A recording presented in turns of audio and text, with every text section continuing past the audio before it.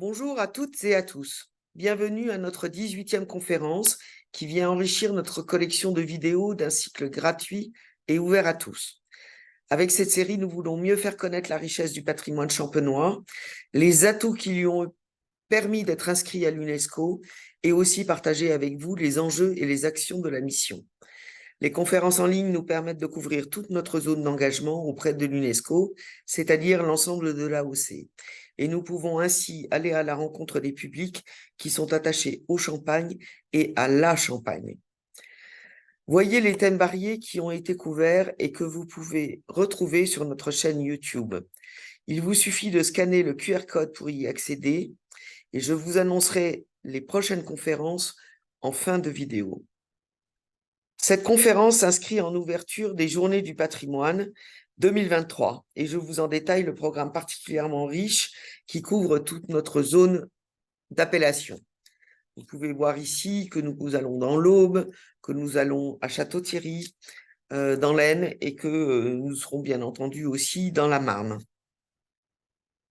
J'en profite pour vous indiquer d'autres rendez-vous à venir par la mission des Coteaux Maison Cap de Champagne au patrimoine mondial. Bloquez vos agendas et rapprochez-vous de votre équipe municipale pour participer à notre 10e opération Village et Coteaux propres dans un acte citoyen et en faveur du développement durable. Notez aussi précieusement le lundi 20 novembre pour l'incroyable dîner caritatif que seule la Champagne saurait organiser. Aujourd'hui, nous allons évoquer le rôle du bois dans l'élaboration de nos vins. Avant de laisser la parole à nos deux conférenciers, je veux revenir un peu en arrière et donner un peu de perspective. Le bois, la futaille, comme l'on disait avant, n'est pas une caractéristique champenoise à proprement parler. L'emploi du bois est millénaire pour la conservation et le transport des denrées. J'en veux pour preuve les tonneaux retrouvés sur le chantier archéologique proche de la Velle, la petite rivière qui coule à Reims, lors des fouilles du port Vieux. Presque toutes les régions viticoles utilisent encore le bois pour élaborer, conserver et faire vieillir leur vin. Donc la Champagne n'est pas en soi une exception quant à l'utilisation de tonneaux. En revanche, ce qui est propre à la Champagne, c'est l'utilisation de beaucoup plus de bois que dans toutes les autres régions viticoles, ce bois étant nécessaire à l'élaboration complexe que nos vins nécessitent. Cette série de cartes postales anciennes de Moët et Chandon montre bien que le bois était partout. Il servait non seulement au fût pour la première fermentation et à conserver les vins de réserve, mais aussi à la fabrication des tables de remuage, devenues plus tard des pupitres. Des tonneaux servaient ensuite à l'élaboration, à l'étape du dégorgement, et ainsi jusqu'aux caisses d'expédition. Si l'on zoome sur certaines cartes postales, on voit bien que les tonneaux cerclés étaient omniprésents. D'ailleurs, le titre de chef de cave n'existait pas. On parlait de chef de cercle pour désigner le patron des vins. Ce qui, en revanche, est plus singulier à la Champagne, c'est la présence des foudres d'assemblage, puisque l'assemblage est une caractéristique très poussée de notre processus d'élaboration. L'étape de l'assemblage nécessite des récipients de taille hors norme. C'est la présence des foudres qui nous distingue des autres vignobles. Vous avez maintenant sous les yeux ce qu'on appelle un foudre, un immense tonneau. Celui-ci, dont la contenance est de 208 hectolitres et dont on estime qu'il date des années 1850, se trouve à Chigny-les-Roses, dans la montagne de Reims. Il fait actuellement l'objet d'un appel au mécénat et la mission UNESCO vous encourage à devenir mécène de sa restauration. Il suffit pour cela de suivre le lien vers la page internet de la Fondation du patrimoine. Parmi ces foudres, ce sont les foudres géants de Mercier et de Pommery qui sont évidemment les plus connus. Ces foudres géants racontent cet angle de l'histoire des fondateurs communicants. C'est ainsi que successivement, Eugène Mercier puis la maison Pommery ont fait fabriquer ce que j'appellerais des foudres événementielles, tant ils sont grands et surtout tant ils ont servi à la notoriété de ces deux maisons et pas seulement à l'assemblage de leurs vins. Ces fondateurs avaient le génie et l'instinct de la représentation commerciale et de ce qu'on n'appelait pas encore la communication. Et dès le 19e siècle, ils ont su s'entourer d'artistes, comme le font toujours les maisons au 21e siècle. Le foudre Mercier est connu pour avoir nécessité d'être tiré par 24 bœufs pendant 3 semaines pour arriver jusqu'à Paris pour l'exposition universelle de 1987. Cette même exposition qui a vu s'ériger la Tour Eiffel. Construit entre 1870 et 1881 à partir de 150 chênes, ce foudre géant était d'une contenance de 1600 hectolitres, soit l'équivalent de plus de 213 000 bouteilles. On le voit ici exposé à Paris lors de l'exposition universelle. La sculpture est l'œuvre de Gustave Navelet, qui a réalisé aussi des bas-reliefs dans de multiples caves.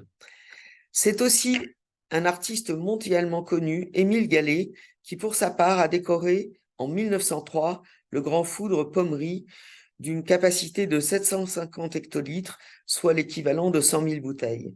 Certes moins grand que le foudre Mercier, le foudre Pommery, lui, est allé bien plus loin. Le travail d'Émile Gallé rend hommage à la fraternité liant les deux côtés de l'Atlantique.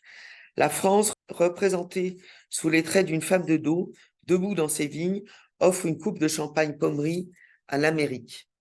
Un paquebot emporta ce grand foudre Pommery dans le Nouveau Monde, où il devint une vedette de l'exposition universelle de Saint-Louis au Missouri en 1904. Ce foudre est resté en usage chez Pommery jusqu'en 1973. Ces foudres soulignent ainsi la singularité champenoise. Ce sont les raisons pour lesquelles ils ont participé de la démonstration de notre valeur universelle exceptionnelle, la pierre angulaire de notre inscription à l'UNESCO. Pardon d'avoir pris un peu de temps pour resituer le contexte historique de l'importance du bois en Champagne. Il est temps que je vous présente nos conférenciers d'aujourd'hui. Catherine Coutan est auteure et éditeur. Catherine a écrit sur le vin de Champagne et la gastronomie. Elle a participé à la rédaction de plus de 20 livres et essais et organisé de nombreuses manifestations et rencontres pour mieux aider à comprendre et appréhender ce vin atypique et le patrimoine gastronomique champenois trop méconnu. À l'origine de la rédaction du livre Fût et foudre de la Champagne, rencontre avec des créateurs de vins inspirés, elle se passionne pour les liens entre le bois et le vin champenois. Elle est par ailleurs conseillère municipale déléguée de la ville de Reims en charge du patrimoine matériel et immatériel et vice-présidente de l'association des biens français inscrits au patrimoine mondial. Catherine, merci d'avoir proposé de participer à notre cycle de conférences en ce moment particulier des Journées européennes du patrimoine, patrimoine auquel tu es très attachée et que tu sers avec conviction et passion par tes fonctions, tant au sein de la ville de Reims qu'au sein de la BFPM, l'Association des biens français du patrimoine mondial. Jérôme Viard, Jérôme a fondé la Tonnellerie de Champagne en octobre 1998 en association avec Denis de Saint-Armand. Il développe depuis son activité en lien avec le monde du champagne.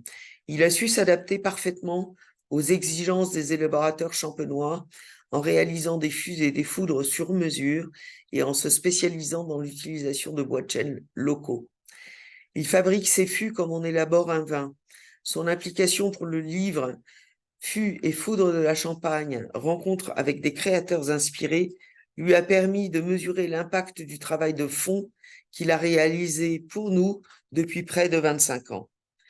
Jérôme, merci d'avoir recréé une tonnellerie en Champagne et de continuer ainsi la transmission d'un savoir-faire dont je disais tout à l'heure qu'il était millénaire et que pourtant nous avions perdu sur nos terres champenoises.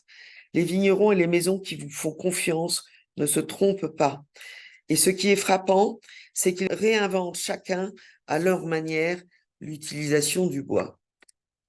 Catherine, merci d'avoir eu l'initiative de ce livre qui rend hommage à cet incroyable savoir-faire développé par Jérôme et ses équipes.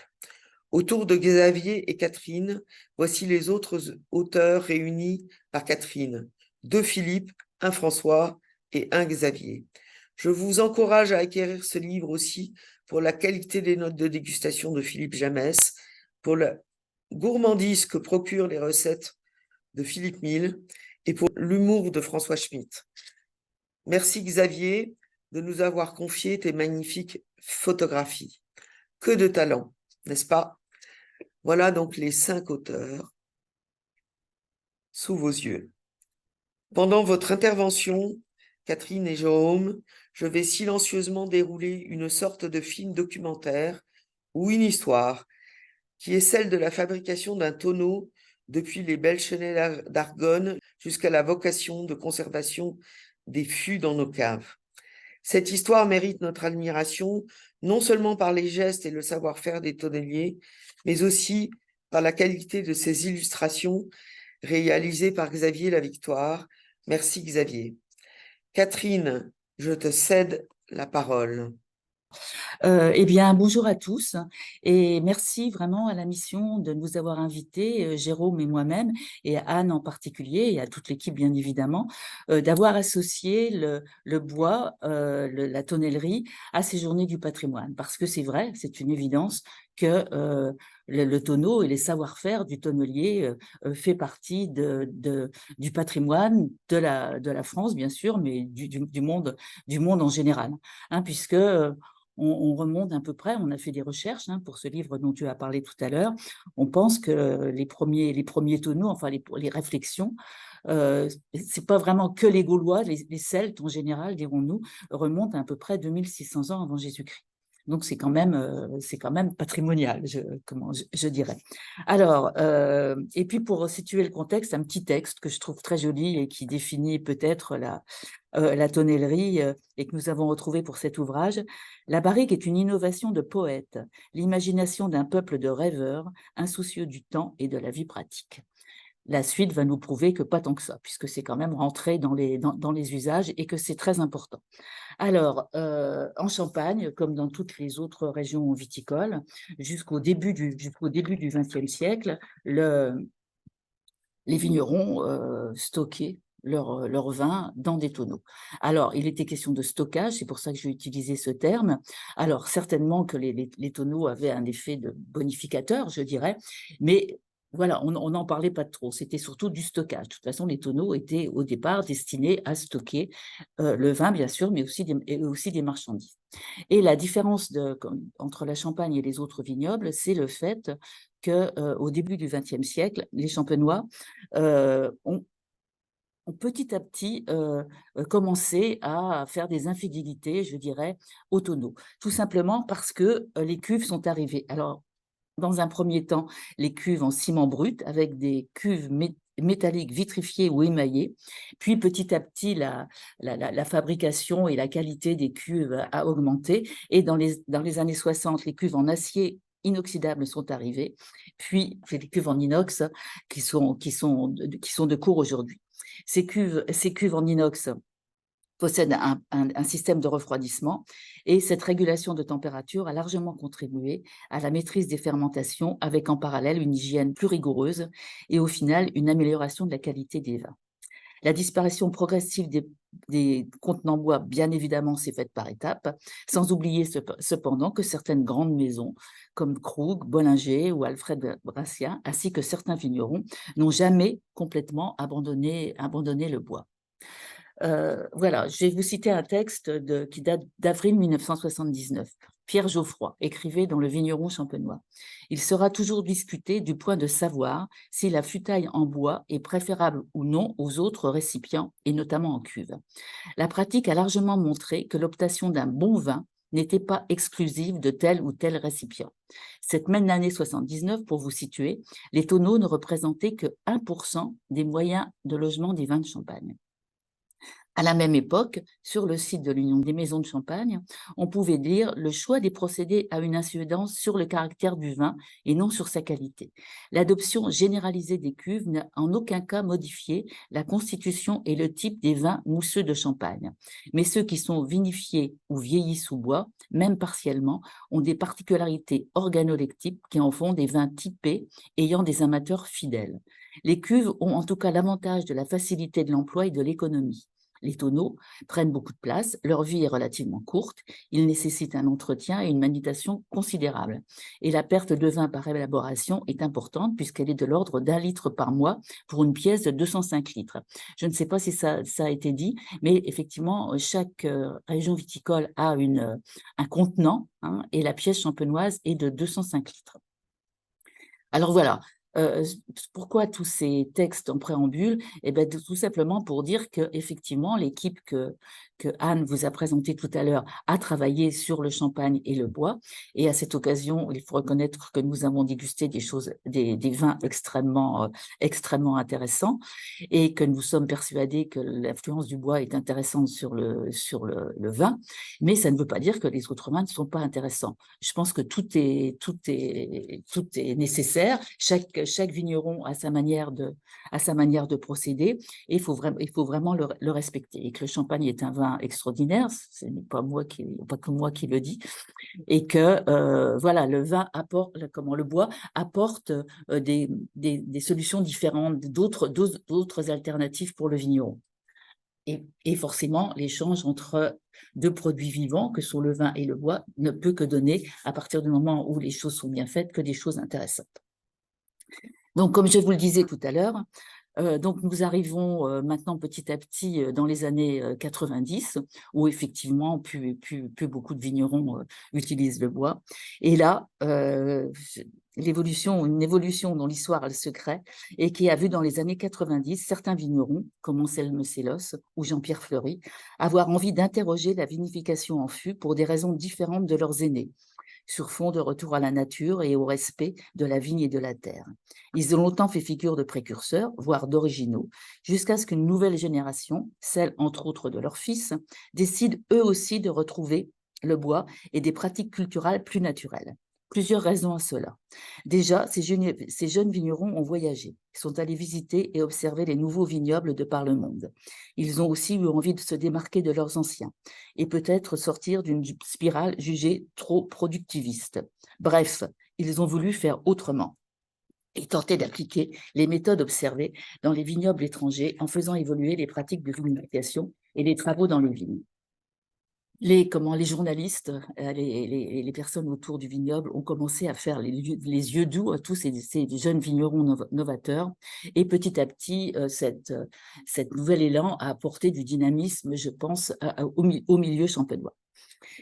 Voilà, donc nous sommes, un certain nombre de gens leur poser des questions. Nous sommes en 98. Donc, les années 90, ces vignerons commencent à réfléchir. Et nous arrivons en 1998. Jérôme Viard, que vous allez voir tout à l'heure, après un parcours très complet, puisqu'il est issu d'une famille de menuisiers, ébénistes et charrons, qu'il a suivi des études d'œnologie qui ont déclenché, c'est bizarre, chez lui une vraie passion pour le vin et obtenu un DUT de commerce, s'installe à son compte comme menuisier ébéniste. Son parcours va trouver une nouvelle dimension un jour de l'année 99 où il rencontre Denis de Saint-Aromain, tonnelier de son état, meilleur ouvrier de France. Une discussion s'entame, ce sont deux passionnés. Denis de Saint-Aromain décide, à la demande de Jérôme, bien entendu, de former Jérôme sur la fabrication des tonneaux. Et c'est comme souvent, c'est une histoire de passion entre les deux, et pour Jérôme, la découverte de ce travail de tonnelier qui, quelque part, réalise un peu la synthèse de tout ce qu'il a fait jusque maintenant. À tel point qu'en 2004, il fonde avec Denis comme associé la tonnellerie de Champagne. C'est pour lui une manière de renouer avec l'histoire familiale, depuis toujours liée au bois et à la transmission, en y ajoutant un intérêt croissant pour les vins de Champagne et d'ailleurs. Son idée de base est à la fois simple et compliquée, puisqu'il s'agit de fabriquer un fût comme on élabore un vin. Et pour cela, mettre en place un dialogue avec le vigneron pour adapter au mieux le fût au profil de vin recherché. Son premier client sera Francis Boulard et il va rapidement rencontrer d'autres vignerons dans ses pérégrinations et lors des cours qu'il donne à Avise et à Bar-sur-Seine. Voilà, c'est l'histoire d'une rencontre, comme souvent, qui aboutit à cette tonnellerie de Champagne. Et je crois que Jérôme, maintenant, va tout vous raconter sur la tonnellerie et le lien entre le bois et le champagne.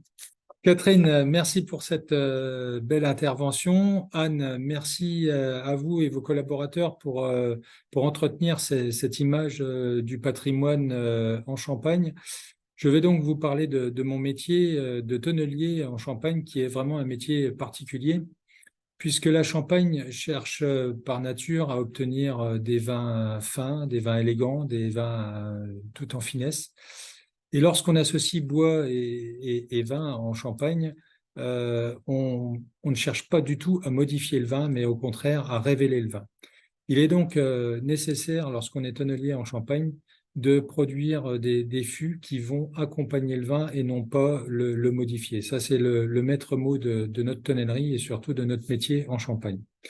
Maintenant, je voudrais vous expliquer mon métier, mais en passant par plusieurs étapes, parce que la tonnellerie existe grâce à la méranderie et à la sélection des chênes en forêt. Je pense que c'est important de vous parler de la forêt qui fait partie de ce patrimoine en Champagne, puisque la Champagne est constituée de forêts importantes, comme celle de la forêt de la montagne de Reims, comme celle de la forêt de la vallée de la Marne, ou tout simplement les forêts d'Argonne, qui étaient fort réputées au début du XXe siècle pour fournir des chênes à toutes les maisons de Champagne. Et on reviendra sur le sujet parce que encore aujourd'hui, nous avons ces chênes qui sont fort reconnus parce que tout simplement, ils sont portés par un sol de Guèze, un sol unique au monde. Et ces chênes de forêt d'Argonne amènent un tanin très soyeux et très élégant au vin de Champagne. D'ailleurs, certaines maisons l'utilisent encore et le mettent en avant très, très aisément. Donc, ce métier de mérandier, c'est un métier qui consiste à sélectionner tout d'abord les chênes en forêt, en général rendus bord de route. Et puis ensuite, ces chênes que nous allons sélectionner, ce sont des chênes qui sont droits de fil, sans nœuds, sans picots. C'est la crème des crèmes de ce qu'on va trouver en forêt. Ce sont des chênes qui sont âgés bien souvent entre une centaine d'années et jusqu'à 300 ans parfois. J'aime bien dire que ces chênes, pour certains d'entre eux, notamment en forêt d'Argonne, ont vu passer Marie-Antoinette. Et donc, la tonnellerie, c'est vraiment un métier qui permet d'écrire une histoire autour du fût, du vin, lié au vigneron. Nous constituons là un métier de patience. C'est ce que j'aime mettre en avant, un métier de patience et des vraies histoires, puisque en fait, entre le moment où un chêne va être fendu lors de la fente du chêne dans la méranderie, et le moment où la bouteille de champagne va sortir, il se passe en général entre 12 et 15 ans. Je vous expliquerai un peu plus après pourquoi et pour quelles raisons nous devons entretenir cette patience. Pour revenir à mon métier de mérandier, au départ, nous devons sélectionner les chênes en forêt, tout simplement parce que les chênes sont portés par un sol bien différent et on trouve en général des chênes qui ne sont pas forcément conformes pour la méranderie. Certains chênes sont dédiés à l'ameublement, d'autres sont dédiés tout simplement au bois énergie, d'autres sont dédiés à la charpente. Voilà, donc chaque partie de chêne, en plus, peut être dédiée à différentes activités. Donc, notre métier, c'est tout simplement de sélectionner des chênes qui sont parfaits parce qu'il ne faut pas qu'évidemment le fût fuit. Et donc, à partir du moment où on a sélectionné nos chênes, nous les rentrons à la méranderie. Ces chênes vont être tronçonnés, comme vous pouvez le voir sur cette image, et bien entendu, ils vont être fendus. Pourquoi fend-on le chêne? Tout simplement parce que les chênes doivent préserver un fil du bois pour pouvoir cintrer les pièces de bois, puisqu'un fût est bombé comme vous l'avez déjà rencontré. Je tiens à préciser que dans notre méranderie, le responsable de l'atelier est un associé qui est Jérôme Fournaise. En première page du livre de Catherine Coutan et de ses collaborateurs, et Jérôme Fournaise, vous le voyez là en photo, en train de fendre un billon. Ce billon qu'il a face à lui, c'est un billon qui va être fendu pour permettre de faire un fût de 300 litres. C'est un billon qui fait à peu près 1 mètre de hauteur, et donc il l'a tracé pour optimiser. Ce billon, nous allons perdre 80% de bois. Pourquoi? Parce que le cœur n'est pas utilisable au centre de ce billon. La périphérie n'est pas utilisable également parce que c'est ce qu'on appelle l'aubier, tout simplement. L'écorce, évidemment, n'est pas utilisable. Et donc, nous allons aller chercher le duramen, mais avec une opération bien spécifique. Et là, vous allez voir donc cette première fente du billon pour pouvoir préserver ce fil du bois que vous avez là qui s'ouvre face à vous et devant vos yeux. En fait, la méranderie, c'est un vieux métier. Le mérin, c'est un vieux mot de la langue française. Par définition, c'est tout simplement du bois fendu. Aujourd'hui, on l'utilise uniquement pour faire des fûts, mais historiquement, le mérin pouvait être utilisé, les parties inutilisables en tonnellerie pouvaient être utilisées pour faire des tavillons, donc des sous-toitures, puisque le chêne fendu est un chêne très, très résistant et qui est quasiment imputrescible. Donc, au fil du temps, ce mérin, vous voyez, les fibres se dévoilent devant vous. Et à partir de là, nous allons pouvoir resscier le bois parallèlement à la fente. Et donc, une fois qu'on a scié le bois parallèlement à la fente, là, vous voyez, par exemple, on va purger le cœur, cette partie qui est trop fibreuse, qui n'est pas étanche. Nous ne pouvons pas l'utiliser pour créer un fût. Et donc, progressivement, lorsqu'on va resscier le bois, le mérin va apparaître et ce mérin va devoir être positionné une fois qu'il a été contrôlé qualitativement, une fois qu'il a été calibré par des scies. Nous allons pouvoir tout simplement, voilà, vous avez face à vous ces pièces de mérin qui apparaissent. Donc là, en l'occurrence, vous en avez 3 qui apparaissent. Et ces pièces de mérin vont être entreposées sur des palettes de façon aérée, puisque le bois est complètement humide. Et donc, ce bois qui est humide, malgré tout, au fil du temps, va s'appauvrir en eau. Et donc, vous allez avoir ce bois qui va sécher progressivement, même si on le laisse sous la pluie et au soleil, pour que ce bois soit lavé de sa sève et de ses tanins. Donc, au fil du temps, le mérin, vous le verrez un petit peu plus tard sur les photographies, vous aurez un mérin qui va maturer et qui va devenir tout noir. Pourquoi? Parce que le bois se dégorge de sa sève et de ses tanins.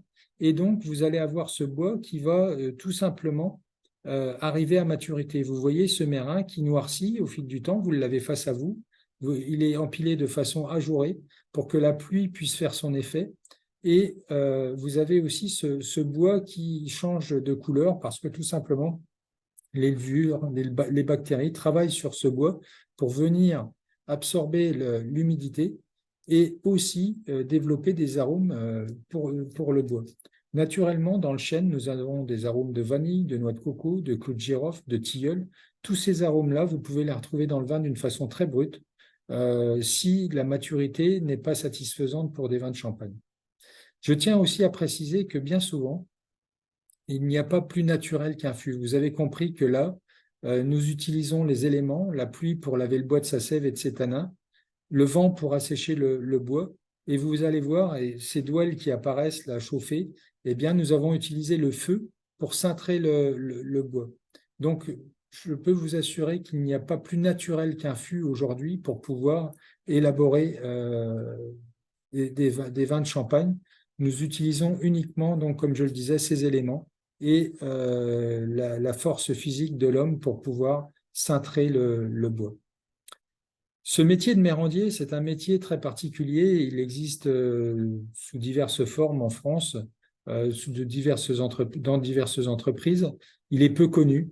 Et ce métier de tonnelier, c'est un métier qui n'existe plus au niveau de l'apprentissage. Donc, nous devons former nos apprentis, nos tonneliers à ce métier pour pouvoir transmettre un savoir-faire.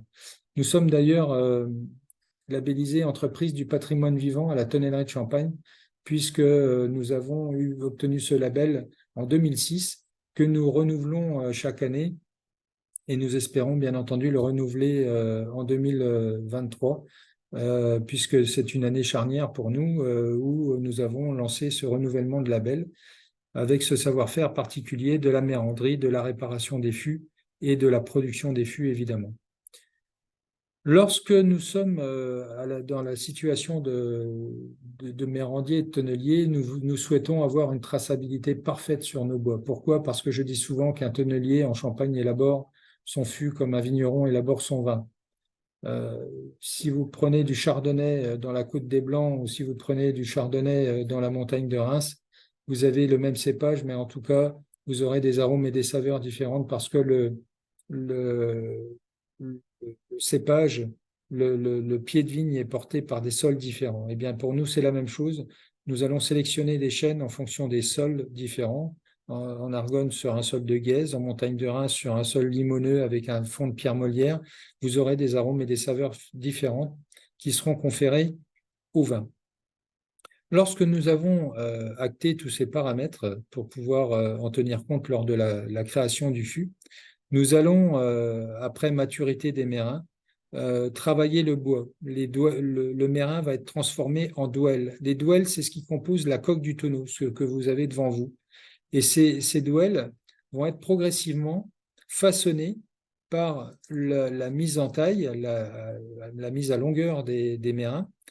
Elle va être façonnée par le dolage, le creusage à l'intérieur du fût qui va apparaître. Et donc, ces douelles vont constituer la première étape de la création du fût par la mise en robe. La mise en robe, ce sont les fûts que vous avez en fond d'écran ici. Ce sont des fûts qui sont prêts à être chauffés et prêts à être cintrés. Une fois que les fûts ont été cintrés, vous pouvez voir assez aisément cette partie bombée, deux troncs de cône superposés et inversés au niveau du fût qui se sont créés. Et donc, j'aime aussi dire que le fût a toutes comment dirais-je, les avantages parce que tout simplement, on n'a pas changé la forme d'un fût depuis 2000 ans. Pourquoi n'avons-nous pas changé la forme d'un fût depuis 2000 ans? Eh bien, tout simplement, tout a été optimisé à travers le travail du fût. En fait, nous avons un fût ovoïde pour la bonne et simple raison que nous pouvons poser des cercles et nous pouvons faire une étanchéité parfaite. Un fût a cette forme parce que lorsqu'il est plein, eh bien, nous allons pouvoir le rouler même plein avec 200 kg de vin ou 300 kg de vin sans aucun problème. Le fût a toujours cette forme en priorité parce que le fût peut être houillé facilement lorsque on va remplir le houillage, c'est le remplissage total du fût. Et donc, lorsque nous allons remplir totalement le fût, eh bien, le fait que le fût soit bombé sur le dessus et sur tout autour, on va pouvoir chasser l'air et éviter d'avoir ces bulles d'air dans le fût. Et enfin, cette forme de fût n'a pas changé parce que lorsque le vigneron va vinifier ses vins, eh bien, évidemment, vous allez avoir des lits qui vont se déposer dans le creux du fût. Et lorsque le vigneron va soutirer son vin, eh bien, ces lits vont rester dans le creux du fût et le vin clair sera tiré. Donc, depuis 2000 ans, nous n'avons pas fait mieux que pour optimiser cette forme. Donc, le tonnelier, aujourd'hui, c'est un métier un petit peu particulier parce que fabriquer des fûts, c'est quasiment toujours la même chose. Ça peut être redondant, effectivement, parce que vous fabriquiez un fût de 50 litres ou que vous fabriquiez un fût de 600 litres, ou voire un foudre, eh bien, c'est toujours les mêmes principes, même si la production de foudre est quand même un petit peu différente et je vous en parlerai un petit peu après. En fait, la production d'un fût, elle est en ce sens importante et aussi de conserver cette forme qui est, comme je vous le disais, un peu redondant. Pourquoi? Parce que tout simplement, le fût, qu'il soit petit ou gros, c'est toujours la même technique. Par contre, produire un fût pour un vigneron, c'est là où le métier de tonnelier prend toute une dimension différente. C'est que plus le volume est important au niveau d'un fût, et moins on va boiser les vins. Et donc, on conseille aux vignerons d'acheter différents volumes de fûts pour apporter une complexité à ces vins et pour pouvoir développer un équilibre avec son terroir. Je m'explique, lorsqu'on nous recevons un vigneron à la tonnellerie, on aime comprendre le type de vin qu'il veut élaborer. Et en fonction de ce type de vin, on va lui proposer un volume de fût, on va lui proposer un type de chauffe, parce que vous pouvez constater que les fûts ont été chauffés au feu de bois à l'intérieur pour développer une complexité aromatique et surtout pour affiner les tanins du bois. Affiner les tanins du bois, c'est indispensable en Champagne, puisqu'on ne recherche pas du tout à apporter des tanins acerbes et asséchants au vin. L'objectif, c'est vraiment d'accompagner le vin avec le fût pour pouvoir apporter de la fraîcheur, de la tension, pour pouvoir mettre en avant le fruit du vin. Et donc, ce métier de tonnelier, il prend une dimension très, très importante lorsque vous allez construire le fût et surtout chauffer votre fût. À partir du moment où vous avez chauffé le fût, vous avez fixé les arômes du bois et le bois garde la mémoire du feu pour pouvoir donner le meilleur de lui-même au vin de Champagne. Lorsque nous avons chauffé le fût, les étapes manuelles peuvent être la création du jable, la création du chanfrein, vous les avez devant vous là. Et puis, une fois que la coque du fût a été créée, nous allons poser les fonds du tonneau. Poser les fonds du tonneau, c'est tout simplement poser des fonds en bois qui vont apporter aussi une aromatique différente. Les fonds du fût vont maturer un peu plus longtemps que les coques pour pouvoir justement libérer le moins de tanin possible, car les fonds du fût ne sont jamais chauffés à la tonnerie de Champagne. Une fois que les fonds du fût sont posés, vous allez avoir un éprouvage. L'éprouvage, c'est tout simplement la mise en eau du fût et le contrôle de la qualité pour ne pas que les fûts fuient, évidemment. Je tenais aussi à réexpliquer que le fût aujourd'hui, en 2023, le fût, c'est un produit complètement naturel. Lorsqu'on pose les fonds du fût, par exemple, on va utiliser de la farine et de l'eau pour faire une étanchéité parfaite entre la rainure et le fond du fût. La farine et l'eau permettent de faire une étanchéité et à la farine et à l'eau, on amène des cendres de bois. Ces cendres de bois vont permettre d'éviter que les insectes viennent consommer la farine dans les caves à l'intérieur du jable du fût. Le jable du fût, c'est la petite rainure que vous avez qui maintient les fonds du fût.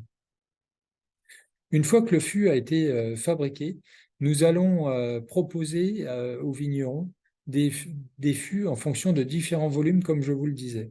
Et bien entendu, un fût aujourd'hui, les fûts que nous vendons, par exemple, c'est un fût de 50 litres pour pouvoir faire du ratafia, par exemple, c'est un fût de 100 litres pour pouvoir faire un coteau champenois, c'est un fût de 200 litres pour élaborer les vins clairs ou les coteaux. Et nous pouvons aussi développer des volumes plus importants, au-dessus de 1000 litres. Le fût s'appellera foudre. Le foudre, c'est un contenant important qui va donner une autre dimension au vin. Et en Champagne, nous l'utilisons bien souvent pour d'autres objectifs que de vinifier les vins. C'est aussi pour conserver les vins, c'est-à-dire les élever et pour pouvoir produire, pourquoi pas, des réserves perpétuelles, puisque par nature, le champagne, c'est un vin d'assemblage. Eh bien, on va pouvoir créer des vins avec des assemblages d'années qui peuvent remonter jusqu'à 20 ans, 25 ans sans aucun problème. Et donc, aujourd'hui, la foudrerie, c'est un métier particulier. Et la foudrerie, notre foudrier Jérôme Fournaise, que vous avez devant vous, il est à la fois mérandier à la tonnellerie de Champagne et foudrier. Le foudre, c'est un autre savoir-faire. Un autre savoir-faire, pourquoi? Parce que toute la création du foudre est faite à la main, d'une part, et d'autre part, il s'agit d'avoir, par exemple, des chauffes très profondes au niveau du bois pour pouvoir élaborer des vins toujours en finesse et en élégance. Pour vous donner un exemple, la chauffe, la torréfaction d'un fût, ce qu'on appelle le bousinage, va durer à peu près 2 heures environ pour élaborer un fût chez nous. La chauffe d'un foudre, en général, c'est 12 heures. Entre le moment où on passe le fût à la vapeur et le moment où on va chauffer l'intérieur d'un foudre, il va se passer à peu près 12 heures. Donc là, vous avez encore une fois une autre dimension au niveau du travail du foudre. Et ce foudre, en général, vous vous doutez qu'il a un poids considérable par rapport au fût. Et donc, il faut être plusieurs hommes pour pouvoir déplacer un foudre. Ces foudres, en général, sont constitués de bois qui vont avoir une épaisseur de 35 à à 65 mm. Nous avons élaboré parfois des foudres avec une épaisseur de 80 mm, mais c'est tout simplement pour limiter la micro-oxygénation au niveau des vins. Voilà, la création d'un fût à la tonnellerie de Champagne, c'est quelque chose d'important. Elle ne peut pas se créer seule entre tonneliers, elle se crée uniquement entre la collaboration du vigneron, la collaboration des métiers de la forêt et la collaboration du métier de tonnelier. Lorsque nous recevons un vigneron à la tonnellerie de Champagne, nous aimons déguster des vins ensemble pour comprendre les besoins du vigneron ou de la maison de Champagne. Il s'agit là de créer un écrin qui va permettre d'élaborer de grands vins. Donc, en Champagne, il ne s'agit pas de créer des fûts pour en faire un contenant, un récipient vinaire. Il s'agit de créer un écrin pour pouvoir mettre en avant ces grands vins de Champagne et pour pouvoir faire rêver les consommateurs à l'autre bout du monde avec nos chaînes, avec notre savoir-faire et avec le talent de nos chefs de cave et maisons de champagne. Je passe donc la parole à Catherine Coutan, qui saura faire beaucoup mieux que moi cette conclusion et vous transmettre cette alchimie entre le vin et le bois pour pouvoir découvrir les vignerons qui élaborent leur vin en fût, mais surtout vous transmettre cette passion des champagnes élevés en fût de chêne. Eh bien, oui, effectivement, comme l'a expliqué Anne au début de cette conférence, ce livre donc s'appelle Fût et foudre de la Champagne, rencontre avec des créateurs de vins inspirés. Jérôme vous a raconté comment se passait la relation avec le vigneron et on a eu envie d'évoquer quelques vignerons avec lesquels nous avons travaillé. Alors déjà, tout seigneur, tout honneur, le premier, c'est vrai, qui a fait confiance à, à Jérôme, c'est Francis Boulard. Faut quand même le rappeler. Vous parlez aussi de la maison Bollinger. Je pense que la photo correspond d'ailleurs. C'est un timing absolument parfait. Qui nous a expliqué qu'ils conservaient précieusement dans leur chai des pipes de 410 litres et qui ont 80 ans. Vraiment pour faire cette continuité entre les temps anciens et aujourd'hui, ou par exemple la maison de Castelnau, qui n'utilise pas de foudre dans ses vins, dans la gamme de ses vins, mais qui a fait une cuvée spécifique qui s'appelle hors catégorie, avec des bois champenois et vraiment en respectant la tradition du bois et du vin. On pourrait aussi vous parler d'Éric Rodez, hein, qui fait un travail extraordinaire autour du temps qu'il accorde au vieillissement, à la vinification, etc. La maison Drapier aussi, à Urville, hein, avec un sens du détail extraordinaire qui va jusqu'à la liqueur d'expédition qui elle-même est passée en foudre, etc. C'est Anselme Sélos, bien sûr, et son fils maintenant, Guillaume, hein, qui ont été quand même des précurseurs dans ce domaine. Maillet Grand Cru, hein, aussi, Sébastien Moncuy, qui vraiment va toujours plus loin avec une précision vraiment millimétrée pour aller toujours vers plus d'élégance, de finesse dans ses vins. Et puis aussi, c'est vrai que moi j'aime beaucoup le témoignage d'Olivier Bonville, qui nous a tout simplement expliqué que lui, quand il a succédé à son père, et à son grand-père et à son père, qui avaient abandonné le bois l'un et l'autre, que lui, il avait eu envie de retrouver les vins de son grand-père, quoi, ces vins opulents, charnus, qu'il aime, et que pour ça, la meilleure chose à faire était de réintroduire le bois dans son exploitation. Voilà, et ils sont 68, et il y a 68 histoires différentes, et qui à chaque fois aboutissent à une qualité toujours meilleure dans les cuvées. Alors, deux petits textes maintenant qui résument aussi tout le travail que nous avons fait. Parce qu'on nous a beaucoup posé la question, pourquoi se passionner ainsi pour le retour du bois en Champagne? Eh bien, tout simplement parce qu'il nous a semblé qu'il serait intéressant de comprendre le pourquoi et le comment de ce retour. Et pour cela, rencontrer les hommes et les femmes qui ont fait ce choix, pas si simple que cela.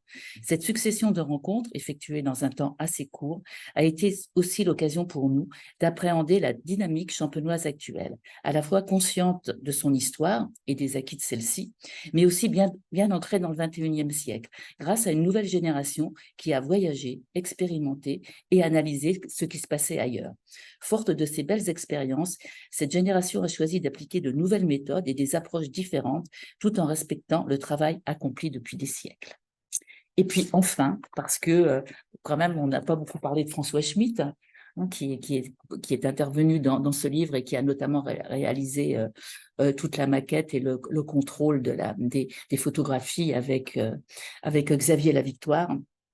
Voilà, il a écrit un petit texte qui s'appelle pour ne pas en finir plutôt avec la tonnellerie. Choisir un beau chêne pour construire un beau tonneau, c'est la garantie d'une histoire longue, respectueuse des vins qui grandiront dans son ventre. C'est un gage de mystère mêlé de poésie, une étincelle d'histoire entrée subtilement par la volonté de l'artisan dans une gorgée de vin. La tonnerie de Champagne a creusé ses racines dans le massif de Saint-Thierry, à 2 pas de Reims.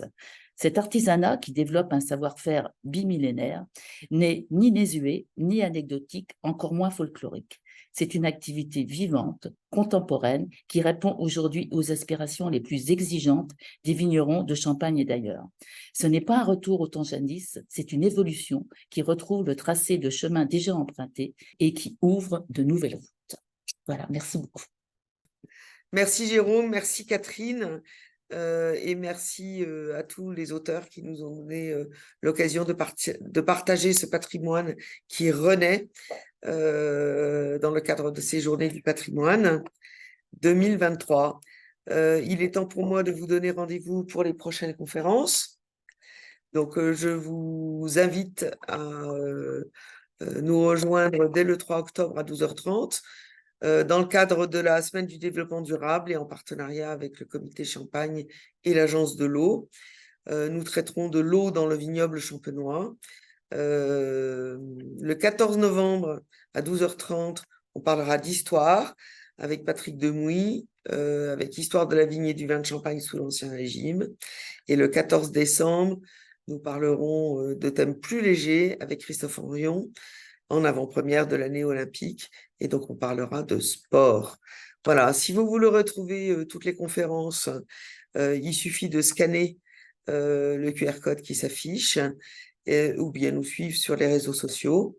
Et vous êtes désormais nos ambassadeurs puisque vous en savez un peu plus encore sur le patrimoine et la Champagne au patrimoine mondial. Donc, vous pouvez aussi scanner pour retrouver tout ce qu'il faut sur notre site internet et adhérer au club des ambassadeurs en tant que donateur particulier ou entreprise mécène, ou bien en devenant bénévole. Voilà, un grand merci d'avoir assisté à cette conférence. Je vous donne rendez-vous le 3 octobre. À bientôt.